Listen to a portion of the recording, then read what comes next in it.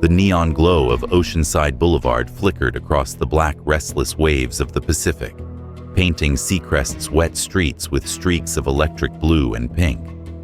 It was 1:27 a.m. on a sultry September night, the coastal city's pulse slowing to a hush, save for the distant crash of the tide and the occasional wail of a siren.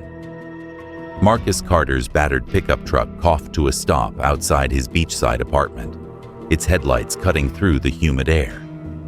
At 34, Marcus was a firefighter with scars on his hands and ghosts in his eyes, forged by 3 months battling wildfires that devoured entire forests upstate. His broad shoulders sagged under the weight of exhaustion, but a flicker of joy warmed his chest. He was home, earlier than planned, ready to surprise his partner, Tara, and collapse into the life they'd built together. Carter's Coastal Bites, their food truck, was more than a business. It was a shrine to his late father, whose recipes had filled Marcus's childhood with love. He and Tara, friends since they were kids chasing crabs on the boardwalk, had poured their souls into it. While Marcus fought fires, Tara managed the truck, promising to keep their dream alive. In his duffel bag, tucked between smoke-stained gear and a creased photo of them laughing at the truck's opening, was a hand-drawn logo for their next venture, a community kitchen to honor his father's legacy, a gift for Tara, who'd held the fort in his absence. The thought of her shocked smile fueled his steps as he climbed out of the truck. The cab driver, a grizzled man named Hector, helped unload his bags, his weathered hands steady. "Welcome back, firefighter," he said, refusing the extra cash Marcus offered. "Bet your people are dying to see you." Marcus's grin was tired but genuine, picturing Tara's reaction. "They don't know I'm here. Wanted to make it a surprise." Hector nodded, his eyes softening. "Good on you. Give them something to smile about." He drove off, the cab's taillights swallowed by the night. Marcus stood on the sandy path to his apartment, the ocean's roar a familiar lullaby, but a chill crept up his spine. The porch light was off, which was an oddity. Tara always left it on when she checked his place. A black SUV with tinted windows and custom rims loomed in his parking spot, its engine ticking as if recently parked. Maybe a neighbor's new ride, he thought, but a knot twisted in his gut. The apartment was dark except for a faint, pulsing blue glow from the living room window. The air carried a sharp mix of whiskey and a cloying, unfamiliar perfume. As he approached, small details gnawed at him. The succulents Tara loved were dead, their pots cracked. Empty liquor bottles cluttered the porch railing, their labels peeling like old wounds. His key turned in the lock, the door groaning open. The scent of his home, cedar and sea salt, was gone, replaced by a heavy fog of smoke and cologne. In the dim entryway, a pair of men's boots, size 11, sat askew, not his. His pulse hammered. Then he heard it. Muffled voices, a woman's sharp laugh, the clink of glass on glass. His firefighting instincts kicked in, the same clarity that guided him through collapsing buildings. He set his duffel down silently, his boots soft on the hardwood, and edged toward the living room, his shadow trailing like a specter. The blue glow came from a laptop screen, its light carving harsh shadows across the room. Tara sat on his couch, her arm around a man in a sleek suit, papers and a calculator strewn across the coffee table. A half-empty bottle of bourbon sat between them. "Once we cash out, Carter's done," the man said, his voice low, predatory. "The insurance will cover the rest." Marcus's voice cut through the air like a blade. "What insurance?" Tara's head snapped up, her eyes wide with terror, the glass in her hand slipping to the floor with a crystalline shatter. The man, lean, with a shaved head and a gold chain, lurched to his feet, papers scattering. "Marcus!" Tara's voice trembled, her face drained of color. "You're not supposed to be here." The man fumbled for something in his jacket, but Marcus's towering frame blocked the doorway, his eyes blazing. "What's this about selling our business? And what insurance?" Tara's silence was a confession, her breath hitching. The man tried to push past, muttering about a misunderstanding, but Marcus's hand shot out, gripping his arm. "Sit. Both of you. Now." Tara's shoulders slumped, tears streaking her mascara. "I was going to tell you," she whispered, her voice breaking. "The truck's been losing money. Debts piled up. I got an offer from Coastal Eats, enough to wipe the slate clean." Marcus's chest tightened, his voice raw. "Wipe the slate? This was my dad's dream, Tara. Our dream. You were selling it behind my back?" He stepped closer, his eyes catching a document on the table, a contract with his signature. But he hadn't signed it. His blood ran cold. "You forged my name. And insurance? What's that about?" Tara's sob broke the silence, but the man, Victor, a consultant for Coastal Eats, spoke, his tone slick. "Look, man, it's just business. Tara made the call. The truck's a sinking ship." Marcus's gaze locked on Tara, searching for the friend he'd known since they were 12. "Tara, what's he talking about?" Her voice was barely audible. I took out a policy on the truck. If it got damaged, fire, theft, we'd get a payout. Enough to start over." Marcus's world tilted. "You were going to burn it down, our truck, and pin it on me?" The truth spilled out in fragments, each word a dagger. Tara had been siphoning money for months, funneling it to Victor for consulting fees and personal expenses. The forged contract would transfer the truck to Coastal Eats, erasing Marcus's stake. The insurance policy, taken out in Marcus's name, was the final piece. They'd planned to stage an arson, collect the payout, and frame Marcus as the culprit, claiming he'd torched his own business for profit. Victor had connections, a local thug who'd done jobs before. The plan was set for the following week, when Marcus was still supposed to be in the mountains. Marcus's hands shook, not with fear, but with a fury he'd never known. "You were my family, Tara. I trusted you with everything." Tara's eyes glistened, but her voice hardened. "You were never here, Marcus. I was drowning. Bills, creditors, the crew quitting. You were off saving the world, and I was alone. Victor offered a way out. I didn't want to hurt you." The lie hung heavy. Marcus grabbed the forged contract, his voice low, lethal. "You didn't just hurt me. You tried to destroy me." He turned to Victor. "Get out before I do something I regret." Victor didn't hesitate, grabbing his laptop and bolting into the night. Marcus faced Tara, his voice a whisper. "Why, Tara?" "After everything." She wiped her eyes, her voice raw. "I wanted a life, Marcus, not your shadow. I'm sorry." The words were hollow. Marcus pointed to the door. "Leave, and don't ever come back." Tara's heels clicked as she fled, the door slamming behind her. Marcus sank onto the couch, the forged contract crumpled in his fist.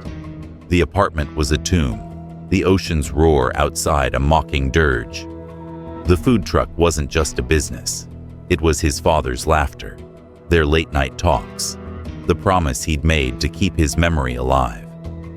Tara had been there for it all, his rock, his sister.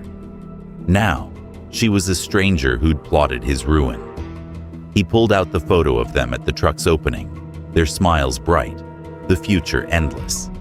His thumb traced the edge, then he tore it in half, the pieces fluttering to the floor. But the nightmare wasn't over. As Marcus sat in the dark, a faint smell hit him. Gasoline. His firefighter's instincts screamed.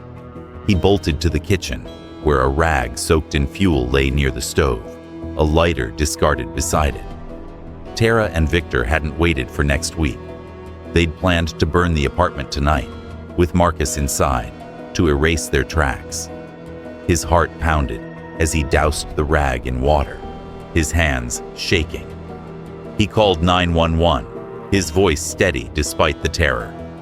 "This is Marcus Carter, 224 Oceanside Boulevard. I just found evidence of an attempted arson in my apartment. I need police and fire now." Sirens wailed within minutes, red and blue lights flooding the street. Marcus stood outside, the forged contract and gasoline-soaked rag in an evidence bag, as officers swarmed his apartment. Detective Elena Ruiz, a sharp-eyed woman with a no-nonsense demeanor, took his statement. "Walk me through it, Mr. Carter," she said, her recorder blinking red. He told her everything: the early return, the voices, the papers, the gasoline. His voice was calm, but his eyes burned. "She was going to burn my home, frame me for fraud, maybe worse." Ruiz's jaw tightened. "If what you're saying checks out, this isn't just fraud, it's attempted murder." The investigation unfolded like a true crime documentary, each revelation darker than the last. Tara was arrested at a motel on the edge of Seacrest, her suitcase packed, plane tickets to Miami in her purse. Victor was picked up at a bar, his phone filled with texts coordinating the arson. Forensic teams found traces of accelerant in Tara's car, linking her to the gasoline. Financial records revealed she'd diverted $47,000 from the truck's accounts, spending it on luxury clothes, Victor's fees, and a down payment on a condo. The insurance policy, taken out in Marcus's name, was worth $200,000, with a clause naming Tara as the beneficiary if Marcus was incapacitated. Most chilling was a burner phone found in Victor's apartment, with texts to an unknown number. "Make it look like an accident. Fire's clean. Carter won't know what hit him." By morning, Seacrest was ablaze with the story. Firefighter targeted in arson plot. Coastal Bites Betrayal shocks community. News vans clogged the boardwalk, reporters shouting as Marcus slipped into a diner. Social media exploded. She tried to burn him alive? Team Marcus. Tara's a monster. He risked his life for us, and this is what he gets? Hashtags. Seacrest scandal. Carter betrayed. Trended globally. But Marcus saw none of it. He sat in the diner, a cold coffee untouched, the jukebox playing a mournful blues riff. His mind replayed the night, the gasoline's acrid sting, Tara's tear-streaked face, the forged signature. When had it started? The distracted calls during his deployment, her vague texts about the truck. Had they been lies from the beginning? Flashbacks clawed at him. 6 months ago, Tara had been vibrant, flipping shrimp tacos while Marcus packed for the mountains. "I got this, Mark," she'd said, her grin infectious. But there'd been signs, her complaints about the grind, her envy of his hero status. "You're always gone, leaving me to clean up," she'd snapped once. He'd sent extra money, thinking it'd help. Now he knew it funded her betrayal. Victor had entered her life at a business expo, his promises of wealth seducing her. What started as a deal turned into a conspiracy, fueled by greed and resentment. Recorded calls, later played in court, captured Tara's voice, cold and calculated. "Marcus trusts me. He'll never suspect. We just need to make it quick." The preliminary hearing was a spectacle. The courtroom packed with firefighters, locals, and true crime podcasters, scribbling notes. Tara sat pale, her public defender painting her as Victor's pawn. But the evidence was a noose. A forensic accountant detailed the siphoned funds, the forged contracts. Jamal, a truck employee, testified about Tara's secret meetings with Victor. her boasts about getting out. The gasoline-soaked rag, with Tara's fingerprints, was the prosecution's trump card. But the most devastating was a security video from Marcus's apartment, installed for safety. It showed Tara and Victor entering days earlier, pouring gasoline, laughing about starting fresh. "Carter's too busy playing hero," Tara said, her voice dripping with scorn. Marcus watched, his fists clenched, the betrayal etched into his soul. His mother, Gloria, gripped his hand. "God spared you, baby," she whispered. "This pain's heavy, but you're stronger." Marcus nodded, but his heart was a void. The judge held Tara without bail, calling the evidence horrifying. Marcus faced no charges. His actions were deemed self-defense against an imminent threat. But the victory was ashes. The truck was gone, seized to cover Tara's debts. His father's dream burned before the flames could touch it. The tragedy deepened a week later. Victor, out on bail, was found dead in his car, a single gunshot to the head. The police ruled it a suicide, a note confessing his role in the plot. But whispers of a cover-up swirled. Victor's connections weren't happy with loose ends. The news hit Marcus like a tidal wave. Tara hadn't just betrayed him. She'd entangled them in a world of crime that claimed lives. He stopped sleeping, the smell of gasoline haunting his dreams. His crew tried to pull him back, barbecues, beach runs, but the weight was crushing. Mrs. Alvarez, his neighbor, left him a note. "You're not alone, mijo. Keep going." But alone was all he felt. Tara's trial, 3 months later, was a true crime saga. She rejected a plea, clinging to her victim narrative. The prosecution was merciless. Text messages showed her orchestrating the arson, coaching Victor on timing. Bank records traced the stolen funds to offshore accounts.